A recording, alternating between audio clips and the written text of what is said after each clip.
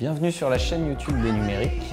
Aujourd'hui, on va vous parler du OnePlus X, le dernier né de chez OnePlus, qui se différencie un petit peu des précédents terminaux qu'avait pu sortir le constructeur chinois, en proposant quelque chose de moins haut de gamme, de moins élitiste, avec un prix à 270 €. Ce qui marque le plus, c'est le design du téléphone. On retrouve du métal et du verre, et c'est vrai que c'est des matériaux qu'on retrouve globalement chez aucun concurrent à ce niveau de prix. Donc on a un terminal qui est quand même très bien fini, qui est très agréable en main, et c'est vrai qu'il a finalement assez peu de concurrents sur ce point-là. Autre nouveauté chez OnePlus, c'est la dalle qui est ici de l'AMOLED. Le problème, c'est qu'il n'est pas forcément très bien géré. La gestion de la colorimétrie est un petit peu hasardeuse.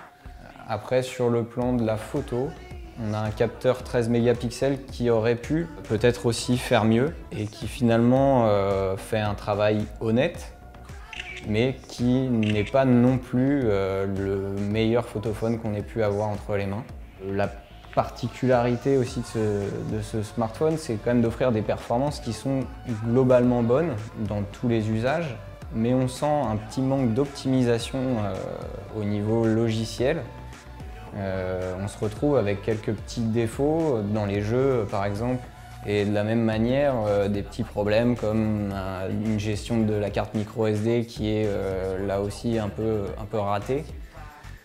Donc c'est des petits défauts qui mis bout à bout font rater la marche de l'excellence au OnePlus X, parce que franchement à ce niveau de prix là et à ce niveau de performance là, on pouvait s'attendre quand même à un smartphone qui aurait été une référence, parce que finalement en face il n'y a pas grand monde qui mise sur un design premium à ce niveau de prix là.